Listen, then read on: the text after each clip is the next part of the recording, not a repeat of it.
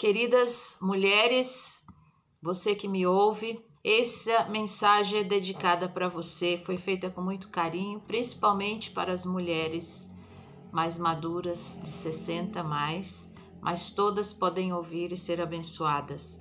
E eu quero falar sobre uma mulher pouco comentada na Bíblia, ouvi poucas mensagens sobre ela, é Ana a profetisa. Vamos ler só há 3 versículos que falam sobre ela. Está em Lucas, capítulo 2, versículo 36, diz: Havia uma profetisa chamada Ana, filha de Fanuel, da tribo de Asser. Ela era bem idosa, tendo vivido com o marido 7 anos desde que tinha se casado. Agora era viúva de 84 anos. Ela não deixava o templo, mas adorava noite e dia com jejuns e orações.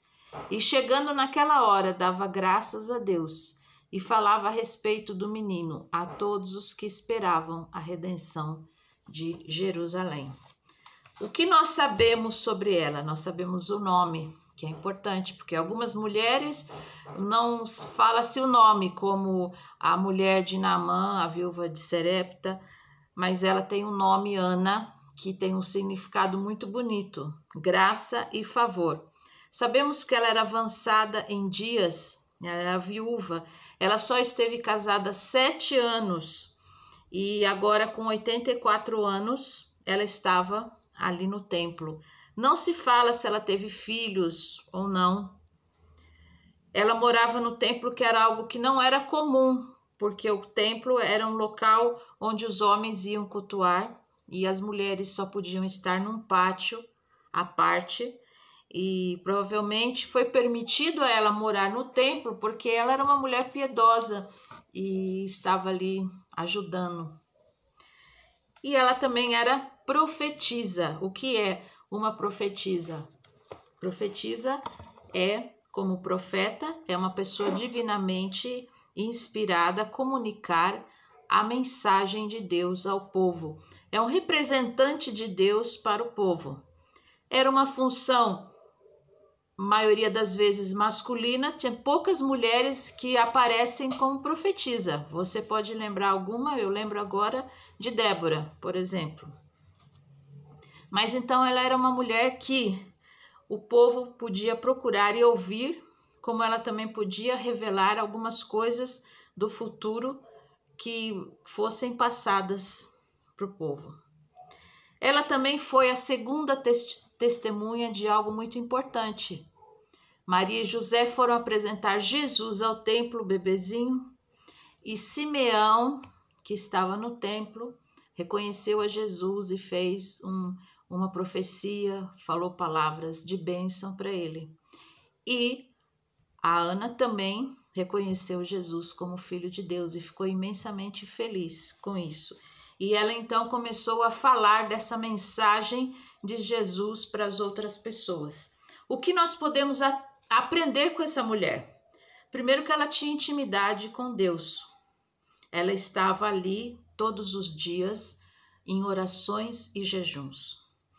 E hoje nós vivemos num tempo de quarentena. Eu sei que muitas mulheres mais velhas não têm saído. Eu conheço algumas que não saem nem para as compras, estão sempre em casa.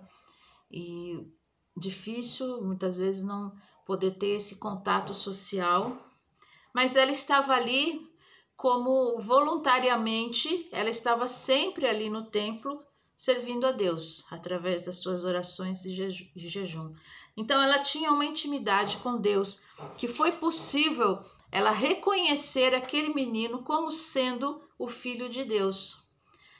Quando Maria foi ali ter com o menino e levou, ela não disse: olha, gente, eu estou aqui com o filho de Deus, venham cá. Não, ele era um bebê comum, que você olhava e via ali um bebê. Então, quem o ia reconhecer que realmente era aquele o menino?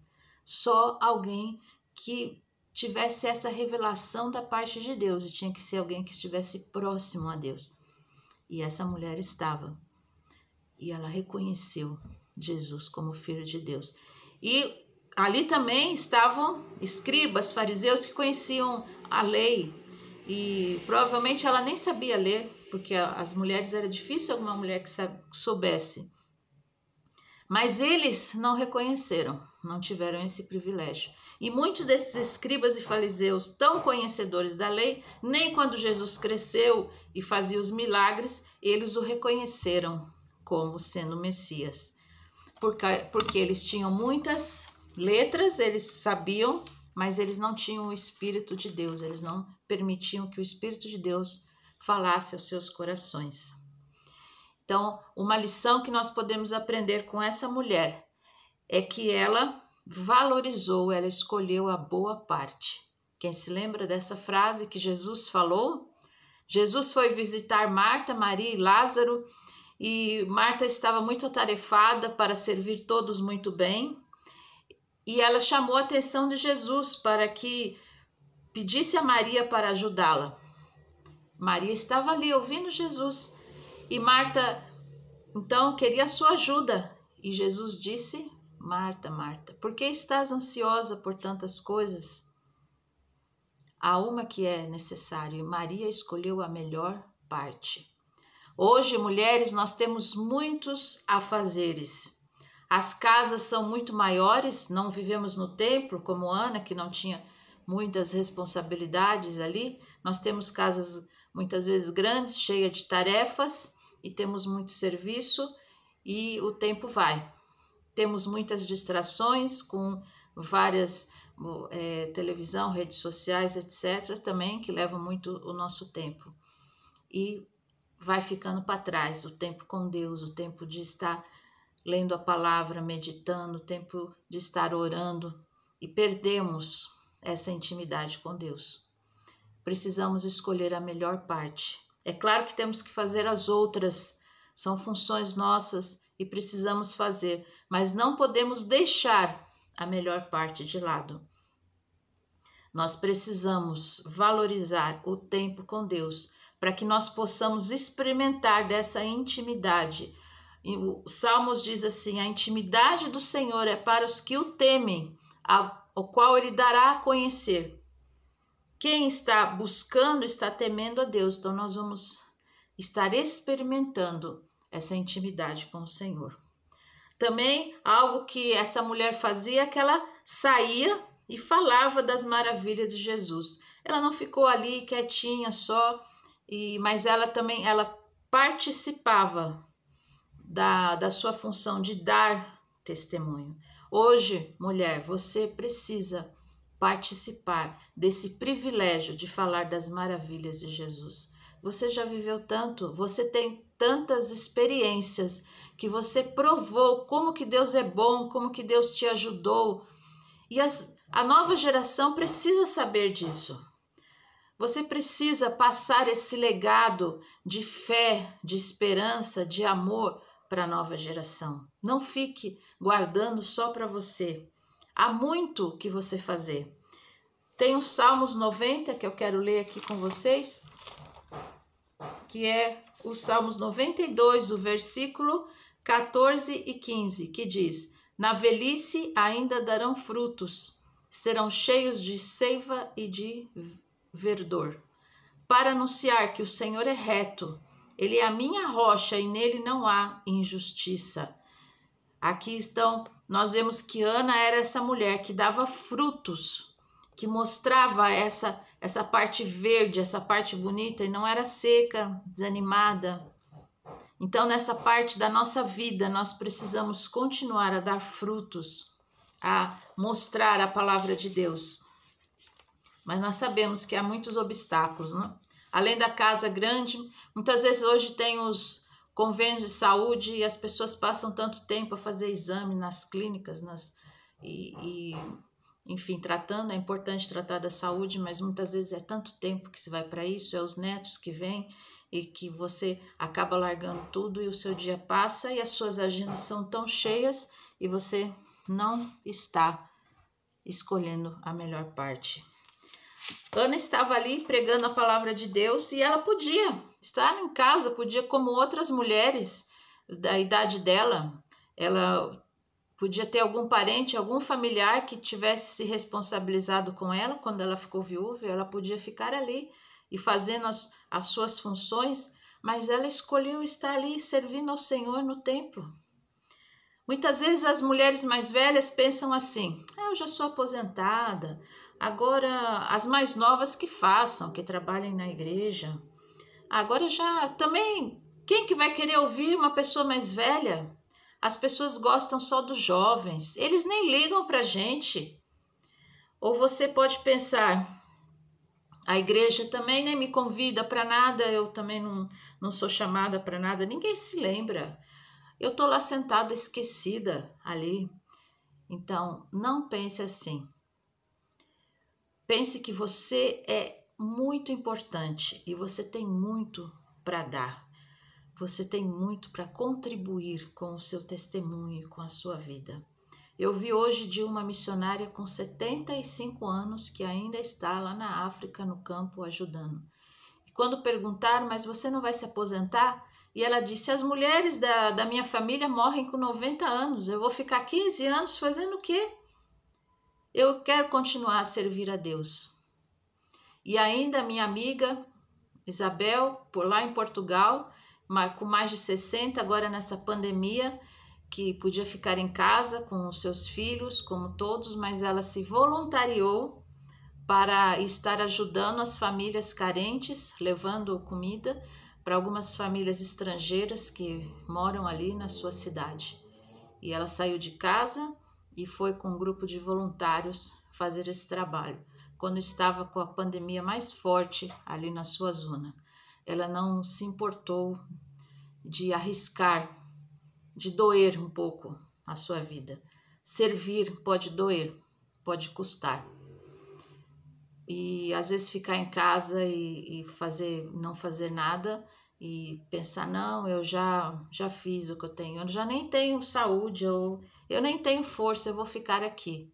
Mas você, dentro da sua casa, você pode servir e não se acomodar. Você pode ser uma mulher que é uma brecha de oração entre as equipes missionárias. Escolha um grupo de missionários, escolha uma missão para participar. Existem muitas missões que, inclusive Portas Abertas, que tem os boletins de oração, que cada dia tem um país para você estar orando. Você pode se corresponder com algum missionário e dar a sua palavra de ânimo. Então, não se omita e faça a obra de Deus, ainda que custe, ainda que doa. Você pode imaginar que aquela mulher tão idosa não estava numa casa confortável.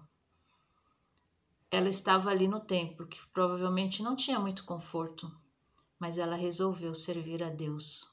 Resolveu estar se dedicando, se dando para a obra de Deus, com a idade tão avançada. E ainda alguns comentaristas acham que ela tinha mais de 84, que 84 eram os anos que ela estava viúva, e que ela provavelmente tinha mais de 100 anos, que ela casou-se nova, viveu 7 anos com o marido, e estava 84 anos ali, viúva. Então ela tinha bastante idade mesmo. E também nós temos uma responsabilidade com as mais novas, que a Tito, ele nos exorta quanto a essa responsabilidade. Eu quero ler com vocês Tito 2, o versículo 3. Do mesmo modo, quanto as mulheres idosas que tenham conduta reverente, não sejam caluniadoras nem escravizadas a muito vinho, que sejam mestras do bem, a fim de instruírem as jovens recém-casadas a amar o marido e os filhos, a serem sensatas, puras, boas donas de casa, bondosas, sujeitas ao marido, para que a palavra de Deus não seja difamada. Veja aqui a responsabilidade, que as mulheres mais velhas devem acompanhar as mais jovens, mas para isso elas têm que ter um bom testemunho. Diz que que tenham conduta reverente e não sejam caluniadoras. Ele vai dizer, caluniadoras quer dizer mentirosas? Não, eu não sou mentirosa, mas cuidado. Hoje em dia, muitas mulheres mais velhas têm contribuído para as mensagens de fake news. É verdade. Muitas mensagens que eu recebi no tempo das eleições e eram mensagens falsas. Eu sei que é feito sem a intenção. Muitas vezes a gente nem sabe. A gente deixa se levar pela emoção, vê aquela mensagem e nós compartilhamos sem realmente saber se aquilo é verdadeiro ou não. Então, como diz a notícia, na dúvida, não compartilhe. Mas existe algo que você não precisa duvidar, que é certo e puro, que é a palavra de Deus. E por que você não compartilha? Tantas mensagens da sua igreja que aparecem mensagens boas e você não compartilha. E aparecem essas notícias mirabolantes aí da pandemia ou política e tal, e você vai rapidinho e compartilha e passa para não sei quantos. Então pense bem como que você tem sido usada. A outra questão que fala é nem escravizadas a muito vinho. Você também pode dizer, eu nem gosto de vinho, eu nem tomo vinho. O vinho, naquele tempo, ele também podia ser considerado como uma distração. A mulher não tinha muitas distrações. Você pode imaginar um tempo que não tinha rede social, não tinha televisão, não tinha nada. Então ela tomava o vinho, relaxava, começava a falar muito e tal, ia rir, falar bobagem e assim vai. Então hoje em dia esse vinho nós também podemos representar como as muitas distrações que nos deixam como que anestesiada. A gente fica às vezes horas e horas vendo a televisão ou vendo as redes sociais, horas e horas vendo séries, e a gente deixa o tempo passar. Passou, agora já estamos cansados, vamos dormir, a nossa vida passa. A gente não liga para quem devia ligar. Pensei em ligar para aquela pessoa para ver como é que ela está. Passou, amanhã eu ligo. E depois a gente não ora, não lê muito a Bíblia, porque a gente está distraída neste vinho das redes sociais e dessa vida moderna. Controle isso na sua vida. É como eu tenho me chamado muita atenção. Quanto tempo que eu estou passando nessas distrações e quanto tempo que eu estou passando investindo na vida de outras pessoas. Então, é preciso tomar cuidado. E aqui diz que sejam mestras do bem, a fim de instruírem as jovens recém-casadas a amar o marido e os seus filhos. Nós precisamos ajudar as mais jovens. Eu me lembro muito bem que na minha juventude, algumas mulheres mais velhas foram base para mim, me ajudaram muito. Uma senhora em Portugal que ela sempre estava nas reuniões das mulheres, sempre estava comigo, me apoiando. Quando ela faleceu, eu chorei mais que os filhos dela, porque eu senti uma perda tão grande. Ela era um porto seguro que eu tinha ali, aquela senhora. Tinha passado tanta luta em Angola e agora foi para Portugal, e ela contava as histórias, as experiências, e eu pude ver quanto que Deus guardou, protegeu, e tudo isso tocava muito. Então, é importante você estar se dedicando a algumas mulheres mais novas. E eu não quero dizer só as suas filhas, porque isso é sua obrigação de mãe. Eu quero falar de outras mulheres que você deve se envolver. Deve chegar para elas e perguntar como que você vai, como que vai o seu casamento, como que vai o seu filho adolescente, o seu filho pequeno que dá tanto trabalho. Eu quero orar por você. Como eu posso orar por você? Eu quero que você busque mulheres mais novas para você estar se envolvendo com as suas vidas. Não para saber fofocas ou para saber, é para você se colocar à disposição dessas mulheres para ser uma ajuda, que elas possam, nos tempos difíceis, quando elas passarem por dias difíceis, ela pode lembrar de você. Eu vou ligar para aquela minha irmã, minha amiga. Eu estou precisando dela agora. Que as pessoas no tempo difícil lembrem de você para estar te procurando, para estar orando com você. Seja essa mulher que esteja apoiando. Enquanto você não está fazendo, enquanto as mulheres cristãs não estão fazendo, tem umas aí idosas que estão aparecendo aí nas redes sociais, dando conselhos, as pessoas escrevem para elas, totalmente fora de Deus, dando conselhos tipo, seja feliz, se esse cara aí você não gosta mais dele, largue ele, vá viver sua vida, tipo assim, eu. Não é esses conselhos que nós devemos dar. Você deve ajudar as mulheres a estarem amando seus maridos, os seus filhos. Eu sei que você tem situações tão difíceis, e só que uma palavra amiga, um ombro, um ouvido que sabe ouvir com amor, com compreensão, pode ajudar muito. Nós podemos ajudar muito em alguns casamentos, em alguns casos difíceis, nós podemos até pedir ajuda de especialistas, mas nós podemos ser aquela pessoa que está ali na brecha, ajudando essas mulheres. Então, esteja se envolvendo. Eu ouvi uma frase que diz assim: vou juntar as minhas habilidades com as suas possibilidades. Quando você tem essa partilha, você não dá só, você também recebe muito dessa amizade, dessa partilha das mais velhas com as mais jovens. Todos ganham com isso. Então, você vai oferecer e também você vai receber. E assim a vida vai crescer e vai ser muito melhor. Essa partilha de amizade e de amor. Vamos continuar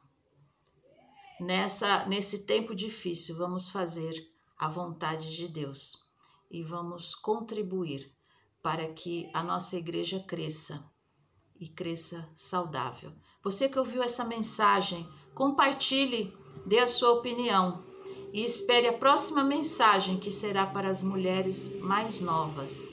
Eu quero orar com você agora. Senhor, nós queremos pedir que o Senhor nos abençoe e nos ajude. Queremos ser usadas por Ti, Senhor, mas são tantas as barreiras. Ó Senhor, que possamos nos aproximar mais de Ti. Dai-nos, Senhor, da Tua graça e ajuda-nos a sermos mulheres fiéis ao Senhor. Em nome de Jesus. Amém.